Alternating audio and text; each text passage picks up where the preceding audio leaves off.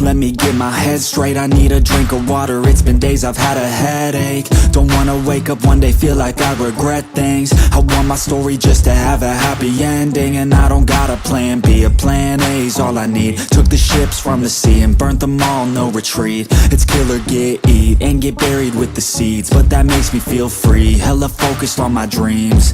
I got habits, they're established. I'm doing things a bit manic, but I can handle it. Juggle this, juggle that, struggle here, lose some cash. Win and lose, make it back. You can choose your own path, nothing good comes fast. Nothing fast ever lasts, so I'll be patient but attack. Every day like it's my last, push the pedal to the gas. Burn the fuel that I have, start a fire, light a match. I ain't never looking back. So plant hard in your feet, there's no retreat. Burn the boats on the shore till they're buried underneath. There ain't no going back. Forget the past out of desperation. Are the people born who can last? There's no retreat, but believe you got it.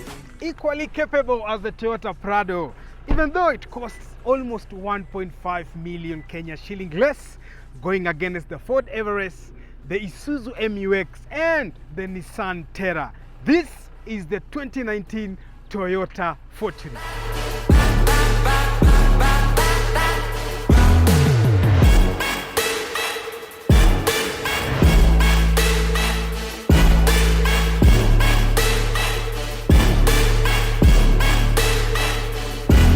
Feel unstoppable and responsible to try to make all the Fortuner, based on the Toyota Hilux, which is the car that you can actually never kill. It has been tested, it has been verified. So it carries that DNA of reliability all the way to this particular car standing beside me. But on this platform, this is the second generation of the Toyota Fortuner. Toyota have decided to try all they can to make this car a bit different from the Toyota Hilux. And few things that are similar or they retain on this car is one, the hood. This one is exactly the same hood you'll find on the Hilux. And then the front pillars, this and that one, the windscreen as well, and the front door and the other passenger door. And those are the few things that Toyota retained on this particular platform of the Fortuner, just similar as the Toyota Hilux. Let's look at the fascia or the design language of the Toyota Fortuner.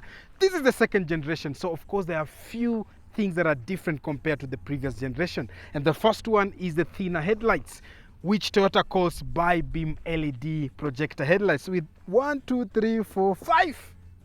LED strips that make visibility at night beautiful and awesome. What you're looking here is a spindle grille that looks like the one that you'll find on Lexus, but this is a facelift. This is not what you get on a Fortuner. And because it's a facelift and people have been there doing 1, 2, 3 things, there are a few signs of fitments that are not perfectly done, like this. You see it? And that's what you get. So I will advise, if you want to do a proper facelift, then find a person who understands what they're doing, or else you'll end up with those things. An aggressive bumper again, just to remind you that this is a car that is capable to take you any place that you want to go. So what makes the Toyota Fortuner so special? This is a car that is going against the Toyota PRADO in terms of sell, because it has everything the Toyota PRADO has, but it costs approximately 1 to 1.5 million Kenya shilling less. Like this particular model is going for only 7 million Kenya shillings. If you're to buy a Toyota PRADO right now, maybe a TX, you'll be spending close to around 8 to 8.5 million Kenya shillings. But what makes this car special? Number one is the ground clearance. So this car prides off 27.9 centimeters off the ground with a very good approach angle and a very good again departure angle. Just make your off-road adventures quite awesome. Number two, something that's again it's so special that makes this car a unique car that you need to buy for your off-road adventures. It is what you call the wading height. This car prides off again, number two, 70 centimeters. So I think 7 centimeters should be around this particular place here. So that is without the snorkel. But if you go and do your own modification and have a snorkel on that side, it increases again your height to whatever that the manufacturer of the snorkel that you've put there recommends. And the third and final thing is, Prados have been, known for not being quite stable. So I wonder, what kind of suspension setup do you get on the Toyota Fortuner? So at the front, you have the double wishbone, which is quite good for a Toyota. So you have double wishbone and a 5-link multi-suspension at the rear, which makes this car both capable for on-road driving and off-road driving as well. Let's look at the design language of the side profile. One thing that you'll notice here is the third pillar, or pillar D, is blacked out to give you this floating roof design. It's like this roof is just hanging in the air and this is the only black section. And then that design that curves in just close to the rear door makes it perfect. This car is actually a looker when you have that approach from the side. The bold and masculine design of the Toyota Fortuner flows all the way to the rear with a very nice and subtle spoiler, LED rear taillights that are very bright during the night as well. Practicality. Before I talk about practicality, you have your parking sensors here, and I'll tell you something interesting about the Toyota 360 cameras system that they have packed here, because you have one camera right there and then one at the front and two on the side.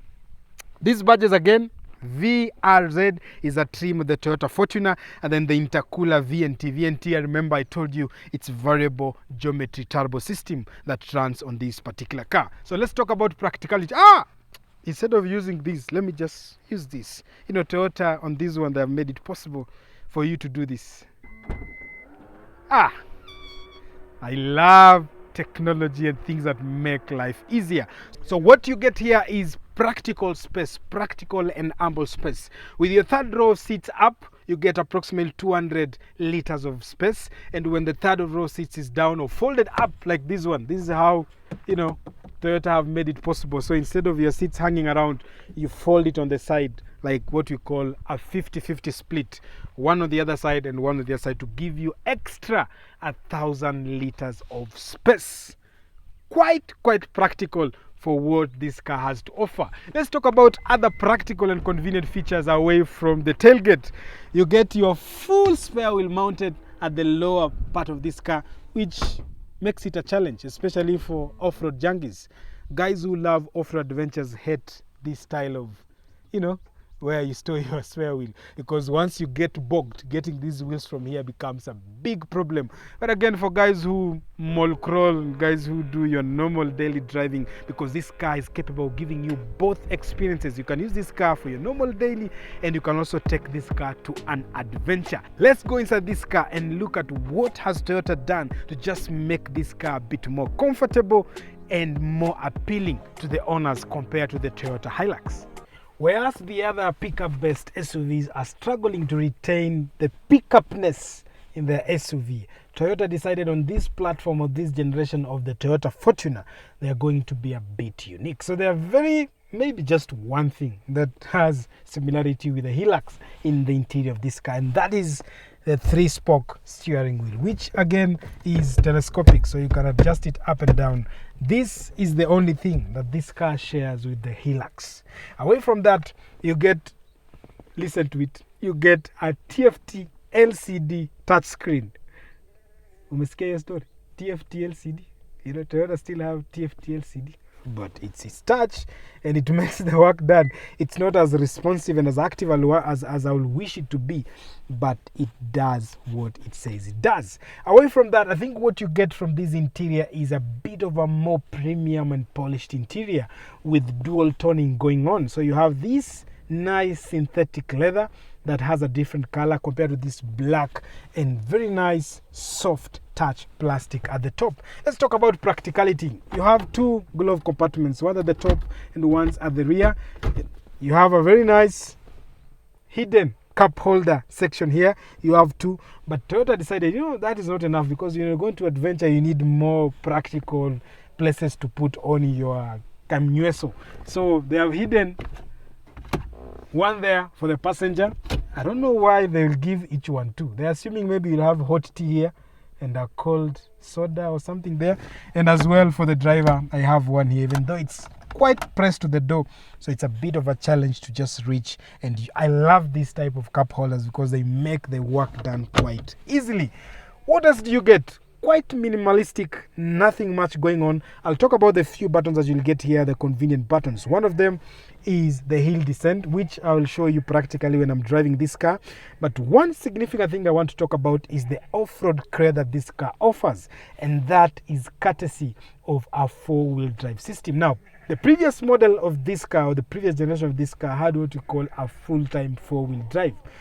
But Toyota on this model, they said, you know what, we are going to get rid of that, and they came up with what we call selectable four-wheel drive system, meaning you get your 2 high, you get your 4 high, and you get your low range diff, which is the 4 low, which is actually used for your now off-road aggressive driving. So that is one key notable thing that I wanted to share with you about this particular platform of the Toyota Fortuner.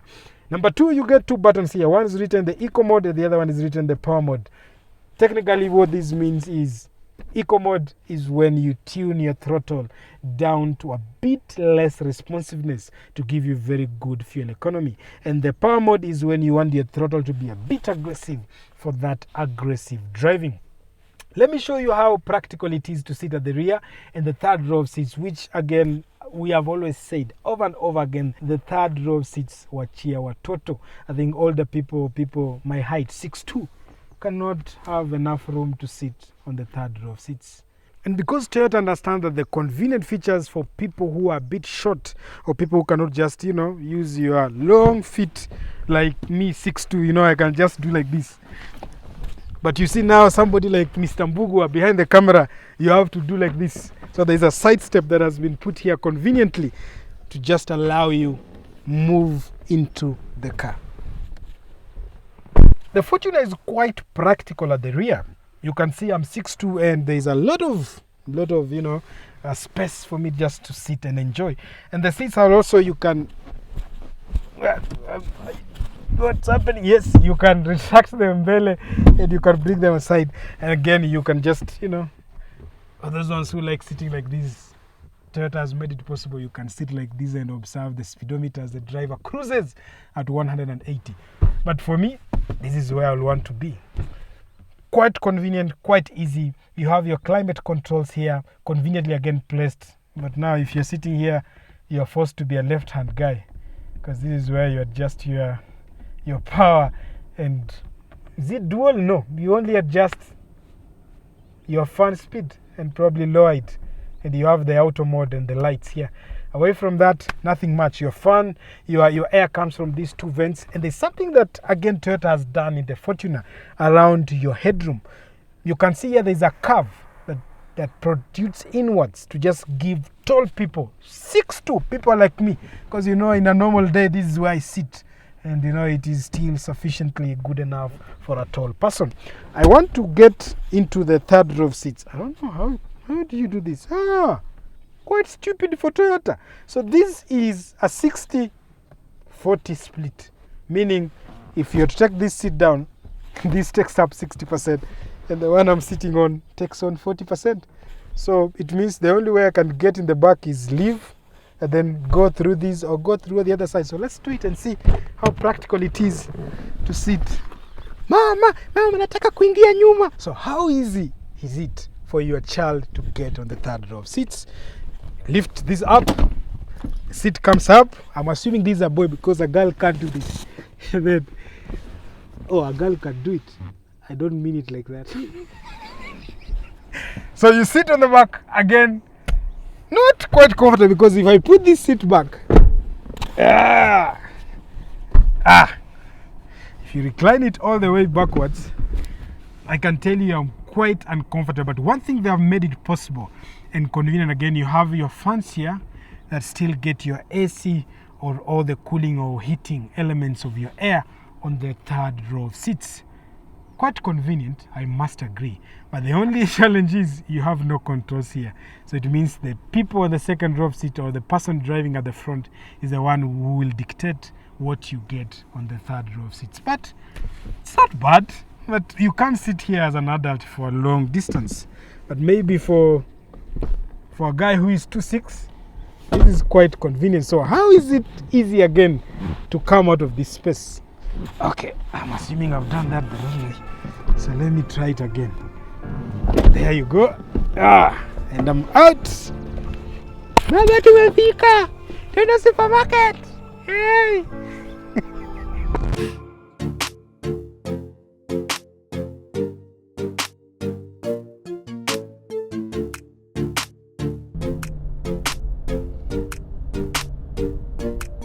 Powering up the Toyota Fortuner 2019, the VRZ trim is the 2GD engine from Toyota. The 2GD is a 2.4 common rail diesel turbo, and the turbo is a variable geometry turbo. So you saw the label at the rear, which was written VNT. That stands for variable geometry turbo that you get on the 2GD. And I must confess, it sounds quite good. I think for old school drivers, it's the kind of sound you want to hear every time you drive your car. The low end grunt of the diesel engine is just nice. I'm tempted sometimes for part of this review, just switch off the radio and just listen to how the engine sounds. I don't know if you can hear it from here, but I'm those kind of guys who will just go near an Isuzu TX and sit there and listen to the way, brr, brr, brr, when the cams turned around and it just made that sound. So, but for other guys, it could be a bit noisy and it kind of gets into the cabin, but the engine sound is just nice and awesome. Paired to that engine is a 6-speed automatic transmission, and together Toyota claims that this car is capable of giving you on paper an average of 12 kilometers to a liter. And I must say, I've driven this car to Susua and back. We went up some hills, we did some off-road challenges, and I can't be able to get that fuel pointer going down. I tend to think it's doing more than that. That is from a real life experience. I think it does anything between 14, 15 thereabout, because that fuel thing is not going down in any way or other. So what power figures are we talking about in this car? So the engine is putting out 148 horsepower and 400 Newton meters of torque. Of course, it's not a fast car, it's not a performance car, it's not a car that you'll expect to, do those magic things, but it's a practical SUV that will do anything you want it to do, just like the Prado, just like the Hilux. This car is capable, and one thing I love about it is just the way it has been set up. The transmission is not like magic Zedev or those kind of levels, but it is a very good transmission. It switches gear quite well. It makes you feel like you're driving an automatic. The driving experience bit is still there, intact. That is one beautiful thing with automatic transmissions. So what other engine options do you get on the Toyota Fortuner on this generation, the second generation to be specific?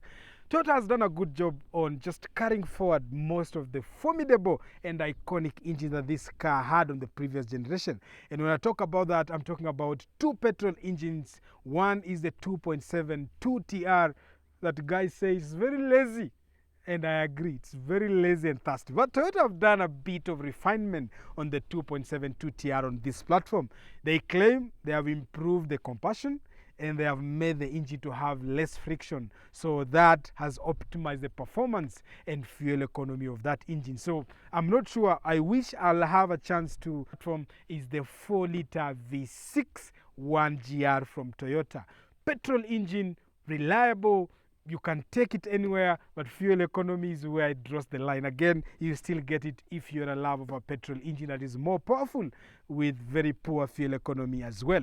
And then we move to the diesel counterparts. That is where I think we'll get a good job in terms of retaining a lot of epic and iconic engines on this platform as well. And one of them, away from this particular one, that's the 2G that is running on this car, is the 1GD. Again, they share that with the Toyota PRADO. So the 1GD is a 2.8 common rail direct injection, which features a variable geometry turbo. You have the 2KD and you have the 1KD as well on this platform. But one special engine that I know guys will appreciate, because this engine has been there. It's a legendary engine. Guys know how it sounds. Kutoka tuko sauti venye gari inakimbia. Guys really appreciate that sound. And that is the 5L. Again, Toyota has made it possible to have the 5L all the way to 2024 on this platform. But the 5L that I'm talking about is not your kawaida 5L. Of course, this is a refined, redesigned 5L. It's called the 5LE, and it's a 2000cc diesel, is it 2000 aspirated diesel engine that puts out quite, bad numbers, but those numbers ensure that that engine is quite reliable. So the 5LE puts out around 94 horsepower and 197 newton meters of torque, which is nothing that any enthusiast or a guy who appreciates power will want to buy. But when it comes to reliability and making the work done, there's nothing better than the 5LE. But the 5LE is special because it is a Toyota Fortuner. Away from this 6-speed automatic transmission that we have here, you get a 5-speed manual or a 6-speed manual as well. I wish this was in a 6-speed manual because that will make this car quite epic. And why so? Because when you buy this particular one that is in this car, this is the 2GD paired to a 6-speed manual, it gives you an average fuel economy of 12 kilometers to a liter. But if you buy the same engine with a 6-speed manual or a 5-speed manual, then you get upwards of 14 kilometers to a liter. Of course, manual is the eco mode of fuel economy for those who know how to drive.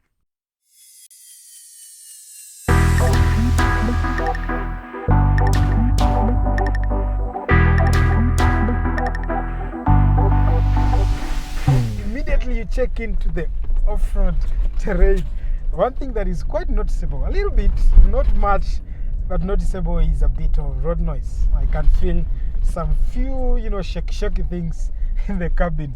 And again, it's not that much, but it's something that you'll notice, especially if you're coming from a different car that is quite refined. But one thing that is quite significant when it comes to the driving experience, now that I'm on an off-road patch, is the steering with the hydraulic steering. It seems to be jumpy, and you have to put in a little bit of effort to just control it and manage it and maneuver it to point it where the car is supposed to go. I don't know whether it's a good thing. Off-road guys, is this a good thing? Is this what you guys call steering feedback? For me, it's not something I appreciate. But one thing I love about the Toyota Fortuner is the credibility and the reliability of the 4-wheel drive system that Toyota has made it possible to be in this car. Again, these are things that you appreciate Toyota for. So what do you get here? You get a formidable, again, selectable 4-wheel drive system. You can get this car in 2 high, which is for normal on-road driving. And then you have 4 high when you have this kind of a patch that I'm driving on, which is not extreme, but maybe I might just need the 4-wheel drive system to just kick in here and there to help me steer this car towards, wherever I want to go. And then you have the best is safe for the last. You have the 4-low. And the 4-low locks the diff. You also have a diff lock. Just at the center here, there's a button here for diff lock, and that makes this car formidable. So it's a car you can take for extreme off-road, it's a car you can take for mild off-road, and it's a car you can enjoy on an on-road experience. It's quite a good feeling to just drive this car on an off-road patch. I don't know, the refinement when it comes to just comfort and what this car offers when it comes to off-road driving is quite good. Right now, I'm driving at a speed of 50 kilometers per hour, and this is a rough patch. It's a literally rough patch, and you can see I'm relaxed, a bit of a shake, but this car is quite comfortable. And this is something that I'll probably want to delve down to the same feeling I had when we drove the Terra, the Nissan Terra. I think this is, in terms of comfort when it comes to off-road handling and driving, I think I must say the Fortuner and the Terra are at par. Something that is quite nice. Of course, for old school guys, I know, there's something I need to mention that is quite interesting on this car. Normally, when we are doing our off-road adventures and you get to a steep hill or you're doing the descent, the old school guy, when you're driving the manual, you just put it in gear number 1 and let the car roll. And some cars, they provide with the 2 or the 4-low, which is kind of low-range gearbox, which is kind of low-range gear ratio. So it provides with that ability to just descend smoothly and nicely. But on this, over and above having the 4-low, Toyota has made it possible to have what you call hill descent. And I just want to show you how it actually works, because it does this in quite an epic way. Let me turn this around. Patience kidogo.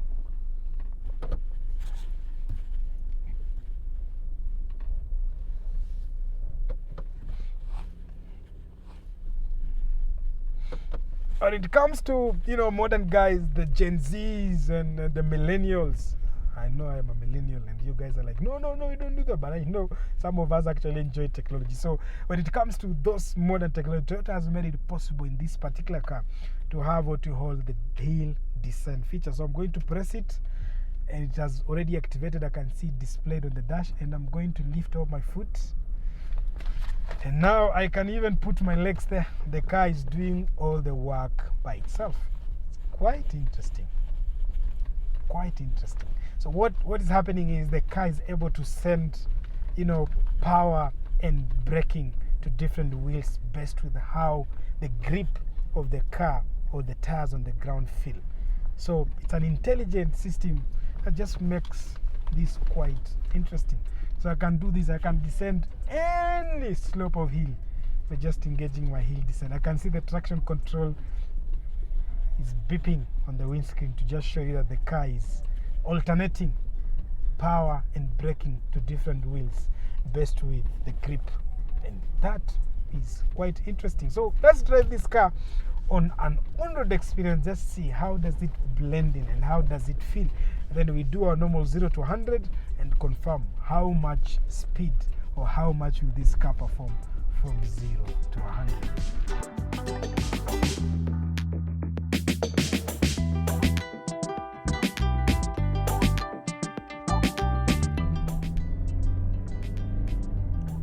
So how does it feel to drive the Fortuner? Quite an experience. One thing I love about the Fortuner is the suspension setup. I won't lie. I think Toyota has done an awesome job. Having the double wishbone at the front just makes this car handle quite well. And the 5-link suspension at the rear just doubles up and makes even the rear quite comfortable to the passengers. Our Kenyan roads are not all tarmac all the time, so you find yourself in situations where there are a bit of potholes up and apale. I'm telling you, this car cruises through those potholes like nothing exists.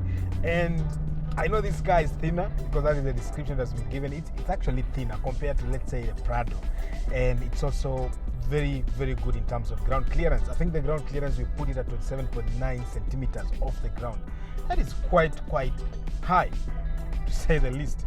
And I know the immediate thing that will come into your mind will be, that car is quite unstable. That car cannot do, it's not safe, because again, this doesn't have all the nicer things the Prados have, like the KDS and and the air suspension at the rear. So you don't get that on this platform of the Fortuner. But what Toyota have done, away from the suspension setup that I've given you in this car, they've given you a sway-link at the front and a sway-link at the rear. And right now I'm taking a corner with 80, and there is almost minimal body roll. I don't know what magic has been done there, but this car is quite planted on the ground. And the fact that you can now turn off your 4-wheel drive system and just use 2 high, and that gives you that epic fuel economy. There was a bit of road noise or cabin noise that I felt when I was doing the off-road challenge, where I felt when you're going over the rough terrain, the body kept on producing some funny noise and squeaks here and there. But once you get on the road, the car is smooth. Away from the engine growl, there's nothing else you're getting out of this car in terms of noise. I can't hear anything from outside. I think the soundproofing of this car again is quite awesome. It just protects you from that outside noise. Something quite interesting that I want to comment about is the braking system. The brake again is just good. You put your feet down and the car stops. Very good, and that is courtesy of discs all around. So from 2017, Toyota got rid of the design they had on the previous model, where they did drums at the rear and then disc at the front. So on this one you have disc at the front and disc at the rear, which makes it quite awesome. Talk about 2 useless things that I find in this car. One of them being these paddle shifters. I don't know what are you doing to like this? What are these? Are you putting paddle shifters in this?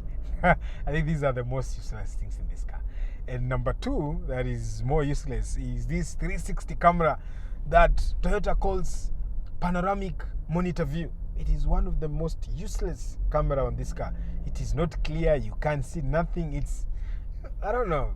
I'll probably get away without using it. I don't like it at all. But it's there in case you guys want. And there's a whole button that Toyota has conveniently placed on the driver's side. You have to bend over to press and just see, you know, your blind side. It has some few things you can confirm with, but it's not clear. I think it's courtesy of the quality of the camera itself and also the TFT LCD screen that Toyota has made it possible for you to have in this car. So what is remaining to do, because today I'm alone and doing this thing alone, I want to do a 0 to 100 pull, and because I'm alone I have my draggy set up here. So now I talked to you about the eco mode and the power mode. So basically there's nothing that happens here, so I'm just like, it's just the throttle that is being tuned to be a bit responsive, but nothing, you're not getting like what we normally say about power sports or all that. So I'm going to put her in power mode, and then it has an S on the gear shifter, but the S is just for Tiptronic shift, so it doesn't really simulate anything, just gives you the control of switching gears from 1, 2, 3 all the way to 6, but it doesn't really in any way add an extra power or tune to make this car faster. So that I need you guys to know. So I'm just going to put her back to drive because I don't want to shift the gears up and down. I'm going to brake boost. Wow, I'm just doing buns. Yeah, that's nice. And go. Okay.